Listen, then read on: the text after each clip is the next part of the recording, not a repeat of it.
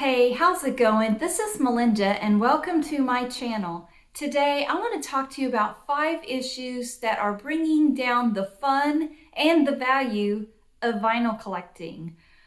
I don't know about you, but I have been experiencing some problems.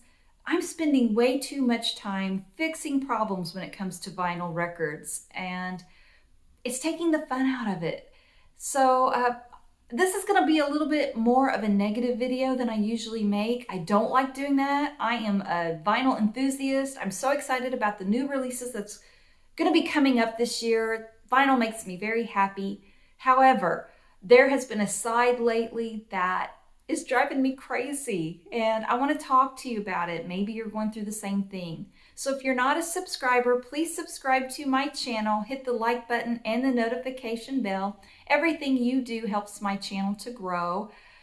But let's get started. I love vinyl. I love seeing what's coming out soon. I love watching JC from the flip side when he makes his videos about upcoming releases. That's very exciting. I love Nick at Toad Hall Books and Records when he does his Mo-Fi Minute videos. Love those. You know, I love Chad Kasem with Acoustic Sounds. He talks about what's coming up, and I love that. And of course, the In Groove, Mike and Angel. Once a month, they do about a 2-hour Q&A. They talk about new releases or just about vinyl in general. I love that stuff. That stuff really excites me. Having said that, lately I've been dealing with a lot of negative issues when it comes to vinyl. And I'm going to be talking about different problems from different pressing plants, different companies, companies that I love. But I'm just going to be pointing out things that I've been having to deal with that are pretty annoying. And before I point the finger at them and saying, oh, they're this and they're that, and they make all these mistakes, I make mistakes too. And I'm going to show you a biggie I just made this past weekend, just to show that when I'm talking about other people making mistakes, I'm not perfect either. I make mistakes too. This is a record I've been wanting for so long, and oh my goodness, I made a huge error this weekend. The Byrds, Mr. Tambourine Man. It is so hard to find this record in clean condition. I wish I would have found it about 3 or 4 years ago before things went really crazy. It's on the 2i Columbia label, is the one I've been looking for a long time. I finally found what I thought was a beautiful copy of it. I open it up and I look, it's the 2i Columbia label and it's gorgeous. Not a scratch. Usually these are scratched to death, right? $18. You know, it was a lot of money, but I thought, you know what? This is a really clean copy of this record. I'm going to buy it because I've been looking for it forever. And I made the rookie mistake, and I've made this mistake one other time. Okay, so I thought I was getting the Byrds, Mr. Tambourine Man. I've been looking for it. It comes on the 2i Columbia label, but this is actually my kind of Broadway Woody Herman. Okay, so I didn't look at the title of the record. I didn't look at it. I saw the 2i Columbia label, the Byrds. I know that's what I should be looking for, and I just didn't check the title. I checked the condition.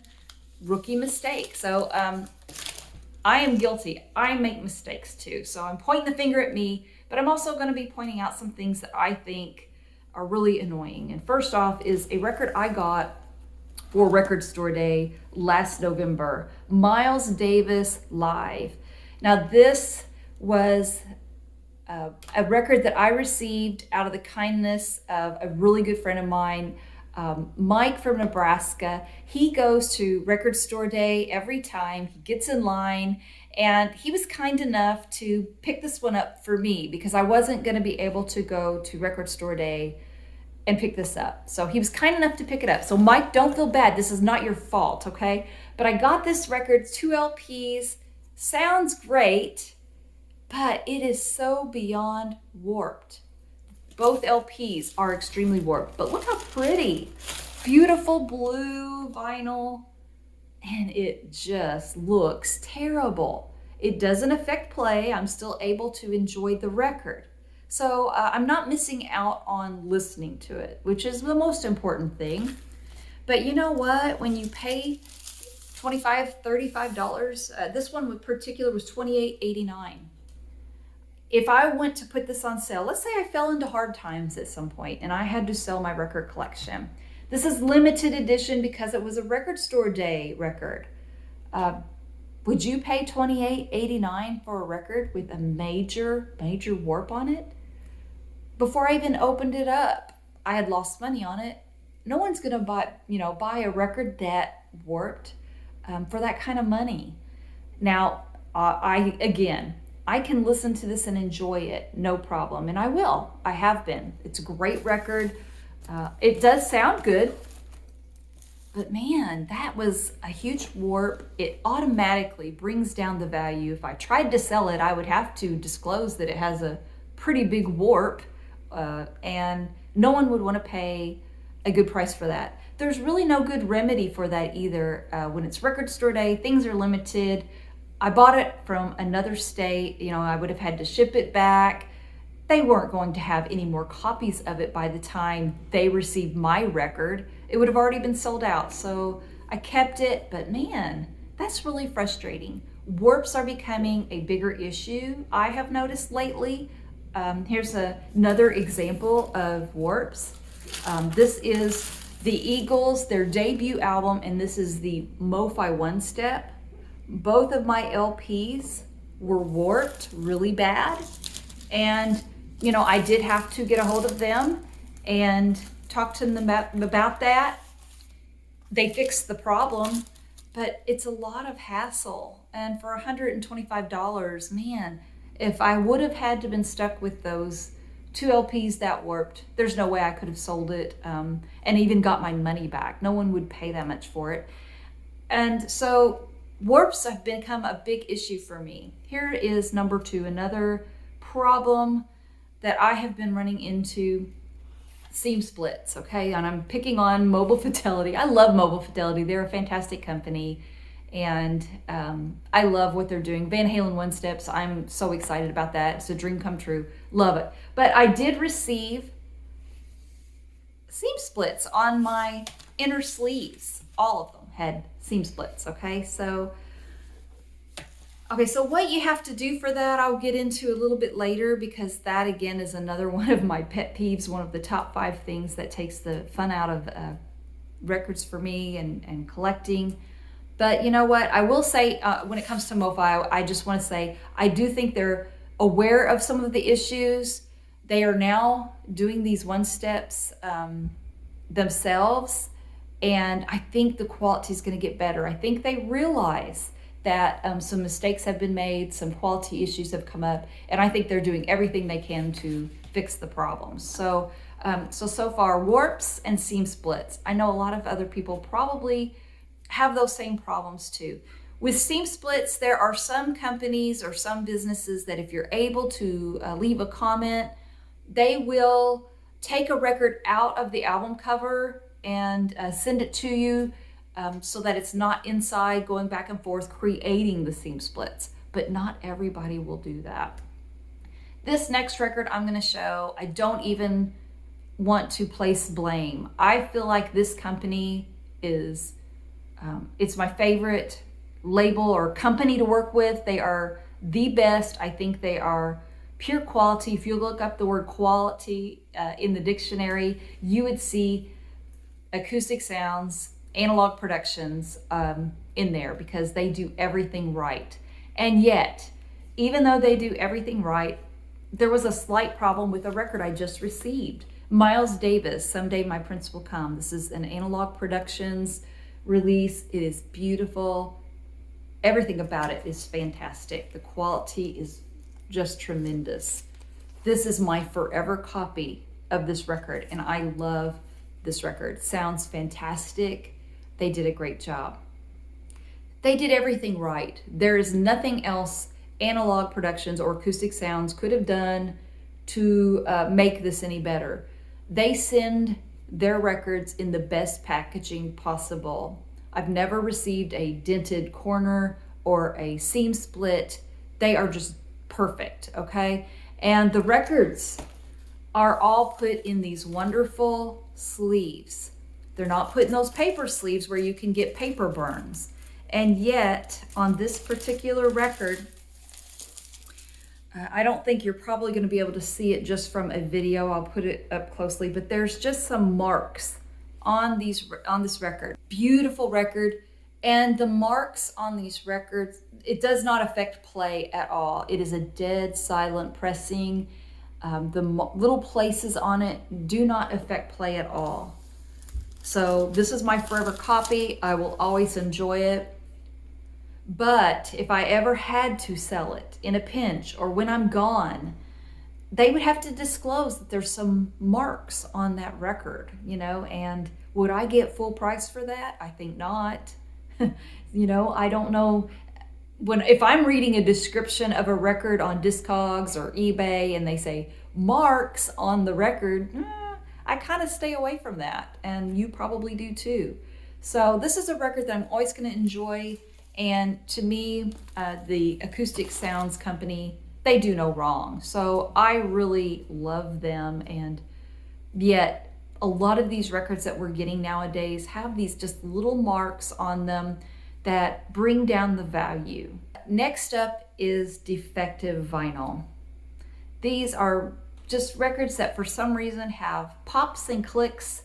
And I'm telling you guys, I am very lazy when it comes to wanting to send a record back. The last thing I want to do is go to a post office and ship a record back. I don't want to do it. It's a little far out of my way. It's inconvenient.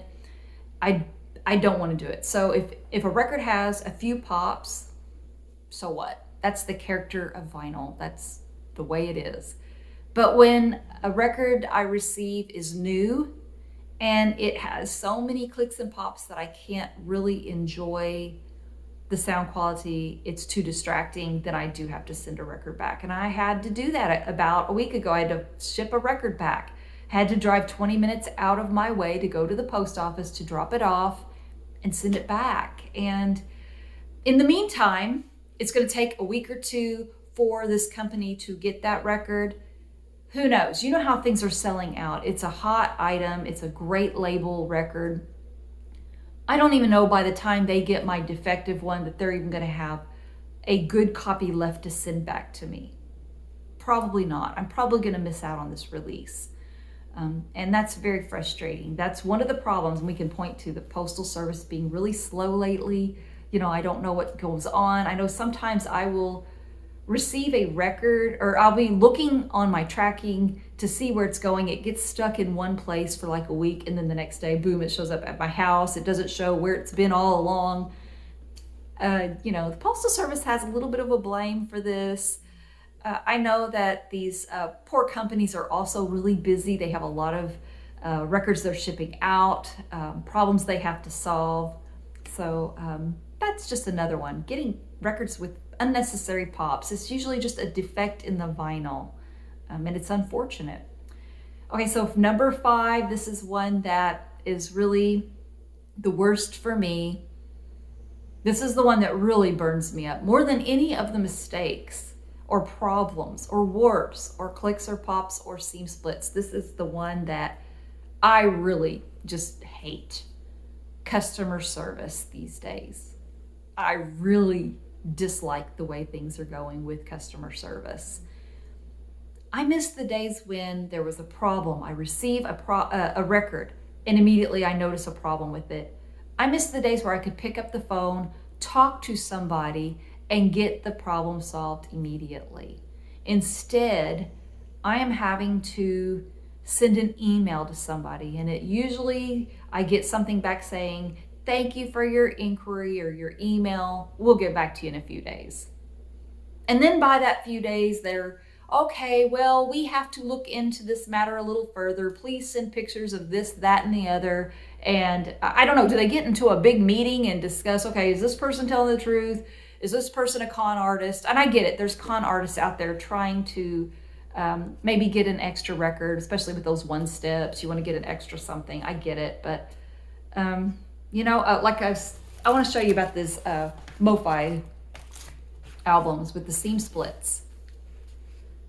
I sent them an email. I let them know that both of my records were warped, and I sent pictures of my seam splits as well. Didn't get to talk to anybody on the phone, just got to send an email. And they sent an email back saying, yep, we got you. We'll send you new copies. We're sorry this happened. Sorry for the inconvenience. They were polite. Nothing but kindness, right? Well, they sent the records, and I never got new inner sleeves.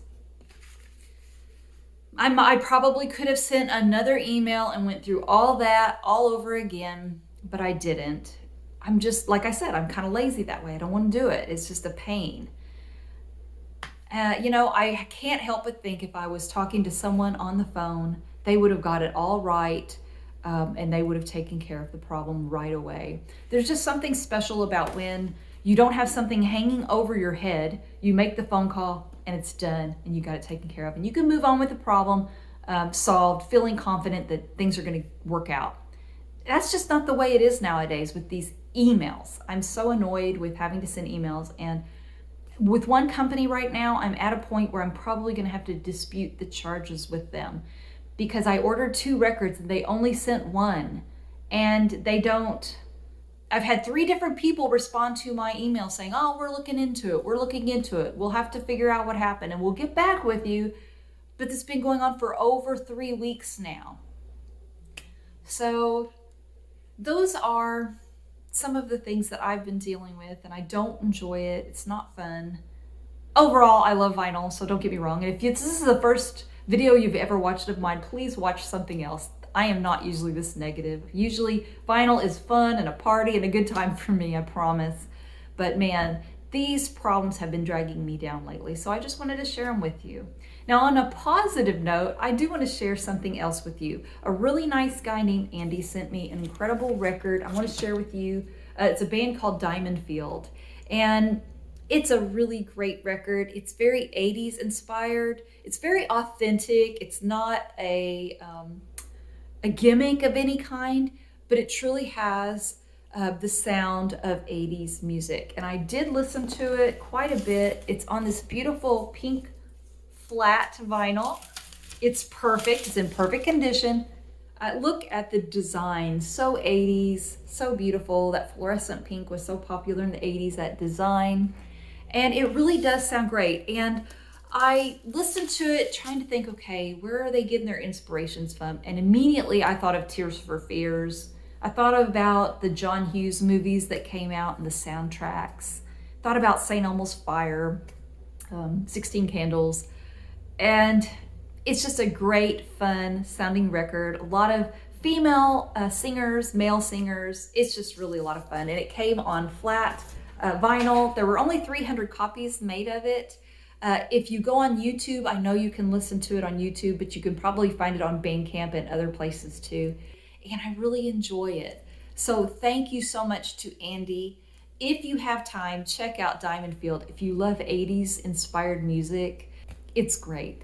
So thank you so much for sending me this beautiful Diamond Field record, and I encourage everybody to give it a listen. So let me know what you think. Are you going through the same thing as me? Tell me where I'm right. Tell me where I'm wrong. Thank you so much for watching. Please subscribe, and I will see you next time. Take care. Bye-bye.